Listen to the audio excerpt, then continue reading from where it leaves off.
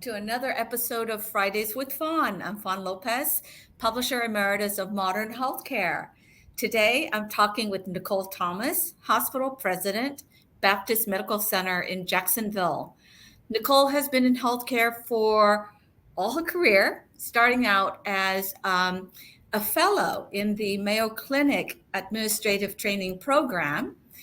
And she has also been recognized on Modern Healthcare's top 25 diversity leaders in healthcare in 2018. Nicole, it is such a pleasure and an honor to have you join us today. Thank you so much, Fawn. I've been so looking forward to spending time with you today. Thank you so much. Okay, let's get started, shall we? Yes. So, your role at Baptist Health spanned a diverse range of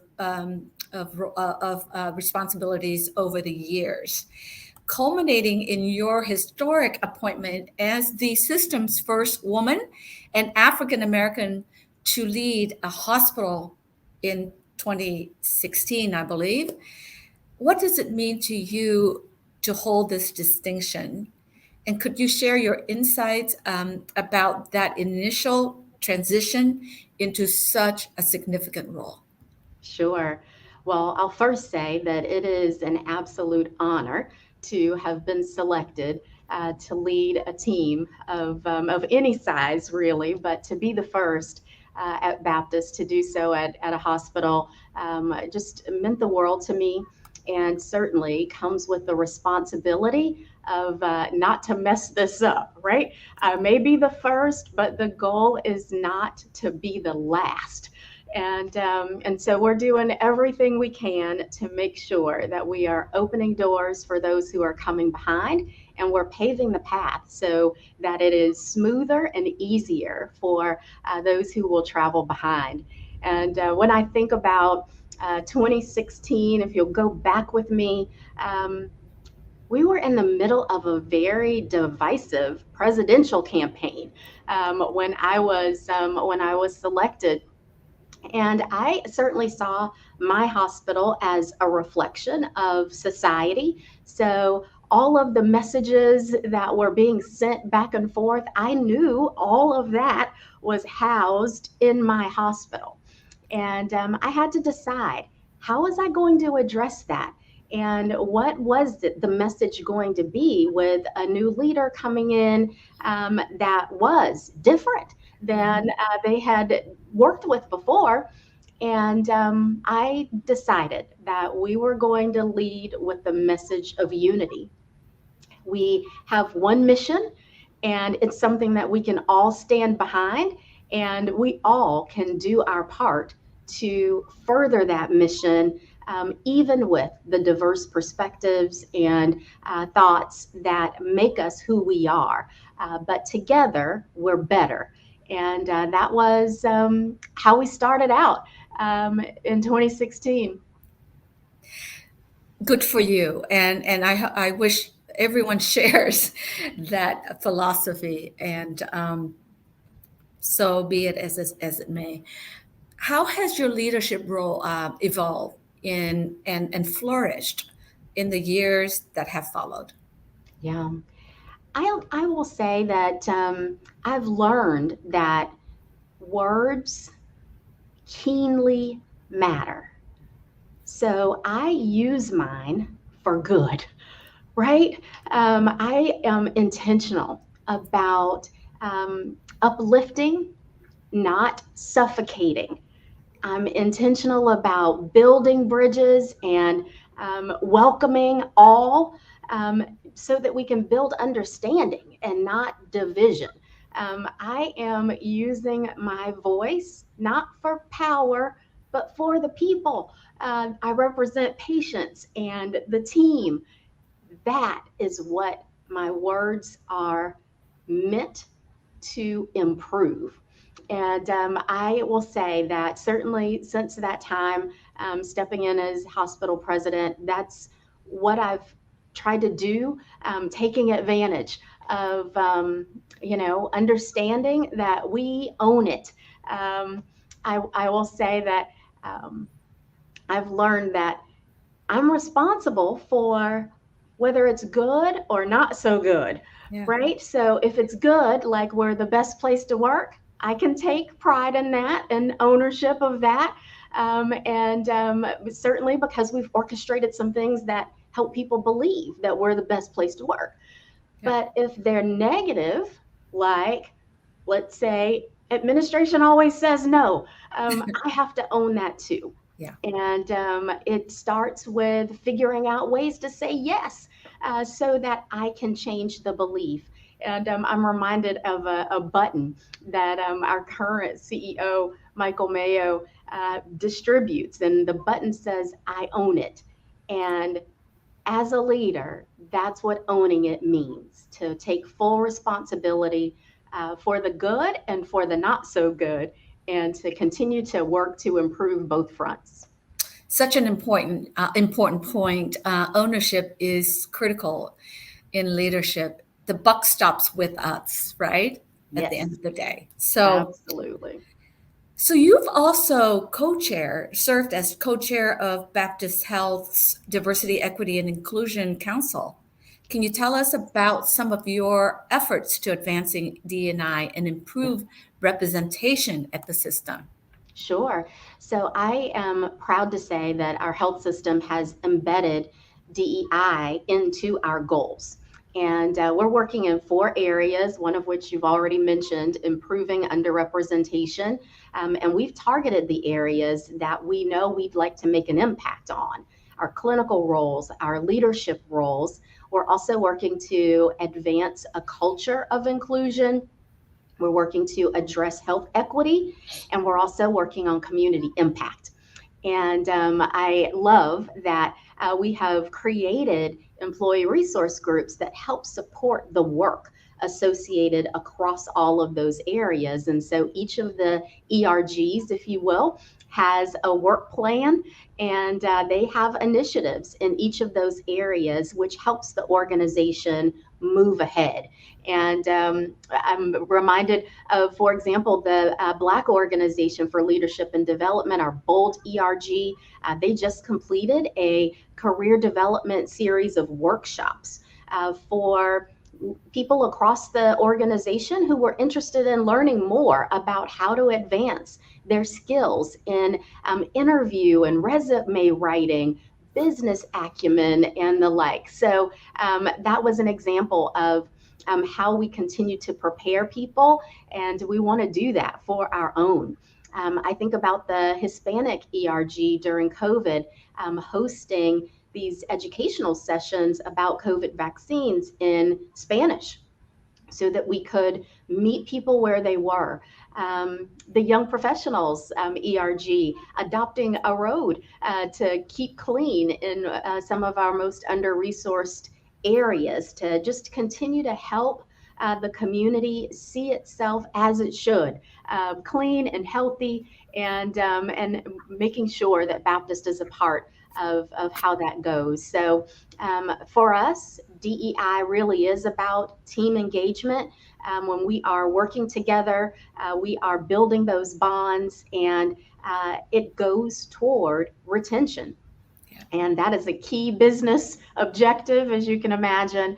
And the additional benefit is, of course, as we continue to retain a team that reflects the community that we serve, and delivering on those care outcomes the same across all of our patients. So really, really important work, and proud of the progress that we're making, and look forward to what's next.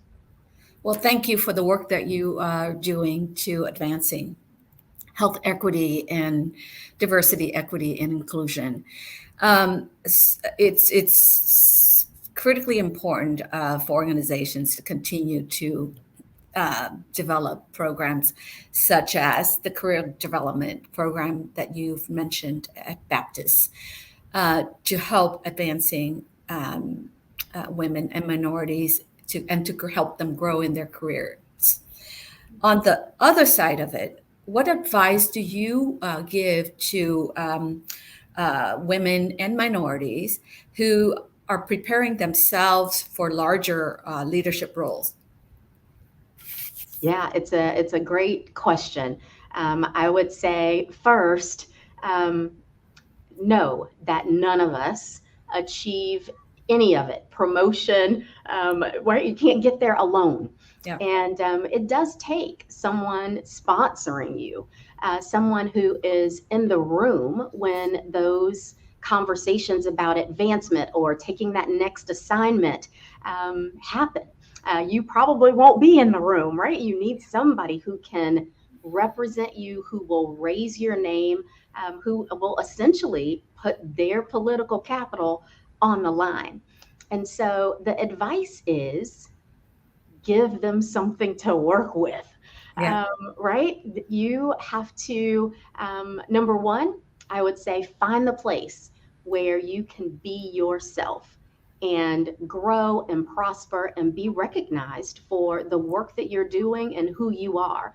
If you're in a place where you feel like you have to fake it, that's not going to work out so well, right? You're going to get tired of faking it. You just can't do it. So find the place where you can be yourself and be recognized for it, and then contribute, right? Build the track record of success that you can talk about, describe how you contributed, and then find an opportunity to meet the senior leaders. And don't view your talking about yourself as bragging, because as women, we often, shy away from that. View it as sharing information that they wouldn't have access to ordinarily, right? So you are helping the organization become familiar with what it is that you are contributing, and that you have the potential to do more and the desire to do so. So continue to build those relationships, and I think those are the places I'd start for sure. Well, thank you. So many wonderful nuggets of great tips. Um, I would also add that, I've always said, mentioned to our staff, my staff, when I was at Modern Healthcare as the leader of Modern Healthcare, that I don't know what I don't know. So you need to tell me, you need to let me know Right. all that you're doing so that I can know, so that I can remember, put it in the back of my head, and be intentional about Mhm. helping them to advance. And then also raise your hand, right? Ask Yes. for more responsibilities, because I think that's really important. That's going to get you the experience you need and the exposure that you need, Absolutely. right? Okay. Absolutely. So, Nicole, as a leader with a unique blend of experiences, and as a woman of color, could you share how your journey has been different from your colleagues who don't share the same background or gender? Yeah, that's a tough one, Fawn. I would say that I can't really speak to anyone else's journey, but I can say that because there are fewer women and fewer people of color in CEO roles, and that we know the benefits to the business of having those diverse perspectives, it feels like there should be just an immediate draw of how do we get more? Yeah. And so I would just say we should challenge ourselves to find ways that we can open the doors and make that right. Um, for example, start to recruit from historically Black colleges and universities. There are 110, if I'm not mistaken, across the country. I'm a product of an HBCU. There is talent beyond measure there. Let's go get it. Start your own residency or fellowship program. As you mentioned, Vaughn, I'm a product of a fellowship program Yeah. that tapped um, a woman, a person of color. Do that for others so that you can introduce new talent to your organization, and take the responsibility of making sure that the path that we're, leading, we're paving, and we're leaving behind is smooth for those that are coming behind us. Great. And how have your background and the fact that you're a woman shaped your perspectives and leadership style? Yeah, I will say that um, I often say I lead with both my head and my heart. I feel like I have a healthcare heart and a business brain, and I get to use those every day, combining the best of both worlds. And it does give you perspective around being empathetic to all of the situations that are happening. When I think about the 460 lives that are hospitalized in our care today, all of that helps feed what those policies are that we're creating for the team, how we want to continue to educate them on providing the most compassionate and excellent outcomes for every patient and every family who is in our care. All of that helps shape the perspective. And I just am a firm believer that unity is the way. And all that I can do to help bring people together and continue understanding and learning from one another, I just believe we're going to be better together on the other side of it, as we have this large team to lead towards producing results that are ultimately going to impact patients' lives. Yeah, so your perspective, or your what you were just when you were talking, it reminded me of a proverb, a quote that I is one of my favorites. It's if you want to go fast, go alone. If you want to go far, go together. Indeed. And this is a long game, right? Long game. You're right. Yeah. So let's talk a little bit about the business of healthcare. Sure. What is one of the biggest challenges that you're facing as the leader of Baptist Health Jacksonville, and how are you tackling it? And on the flip side, what are some opportunities that you're excited about, Sure. and what is your plan to act on them? Yeah. Well, thanks for that. Top of mind, like many, is workforce stabilization, because the demand for service continues to be very strong. And we were, I will say, the beneficiaries of the great resignation after COVID in healthcare. Our team had skills that were transferable, and they took those options and elected to travel or elected to do something different in healthcare, maybe, but maybe away from the bedside. And so we have been working feverishly to fill the open positions that were left behind after COVID.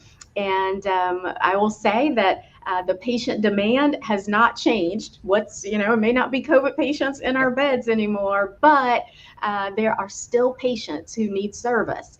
And having the right team that's equipped to do that has really been a challenge for us. But we're grateful that many of the programs that we have implemented here at the Baptist Health System, thanks to our colleagues, have really helped us grow our own, if you will. So it's been a wonderful experience over the last 2 years, seeing those programs bring to fruition new surgical nurses, new surgical techs, new bedside nurses, integrating LPNs into our acute care setting, and certainly recruiting internationally as well. So the work continues there as we try to stabilize our workforce and do that in a way that we can kind of right size the demand to the available staff.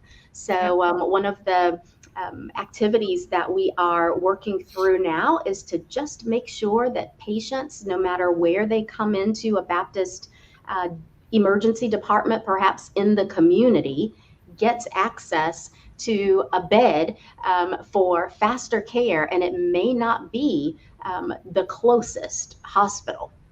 And so that's a change for us as we try to best match resources with available demand. So exciting times ahead as we continue on our efficiency journey.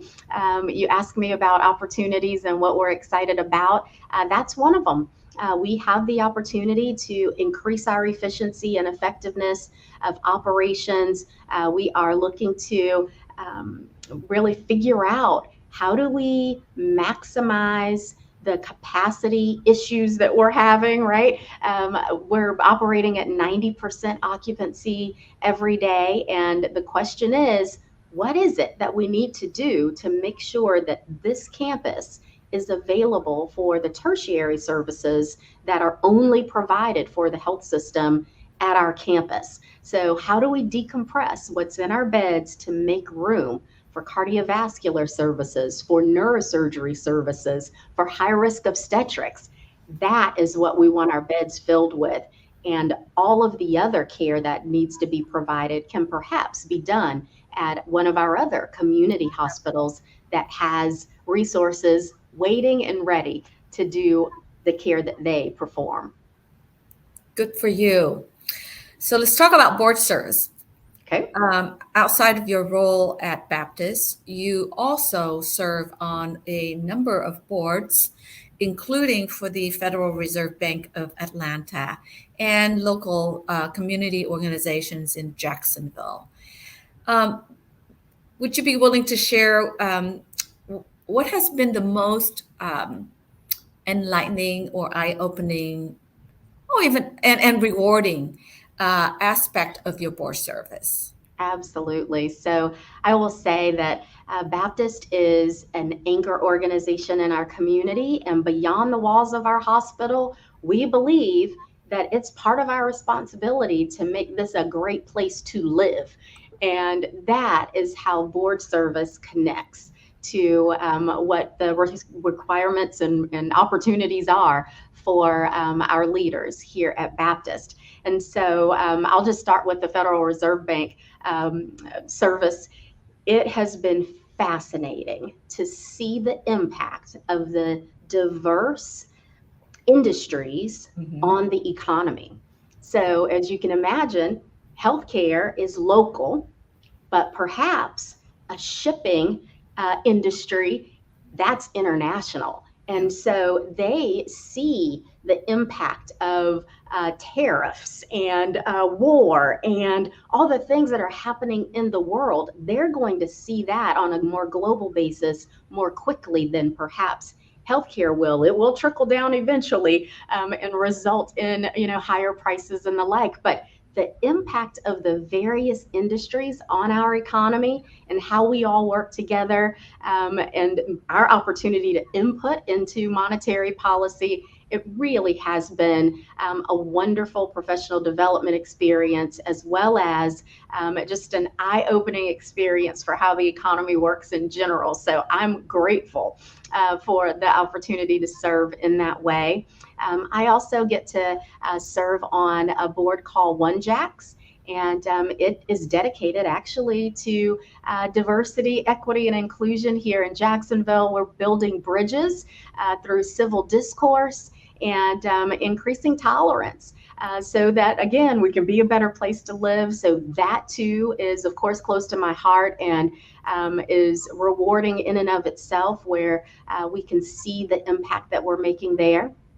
And then the last one I'll highlight is my board service with Tiger Academy. It's a charter school in one of our under-resourced communities. And it reminds me of my elementary school that input all of the desire, the curiosity to learn, to read, to compete in reading. How long can you go without saying or making a mistake on reading a book out loud, that is so critical as literacy and the implanting that desire to go on to college and really take advantage of the educational opportunities. That too is important to me and is one of the most rewarding things I get to do for the elementary school kids at Tiger Academy. Well, thank you for your service. These organizations are very lucky to have you on their boards. Oh, you're kind, Fawn. Thank you. So, I've always been so impressed by but your presence. Always very professional, very positive. How do you stay inspired, positive, and continuously grow as a leader, especially during some of these very challenging times? Indeed.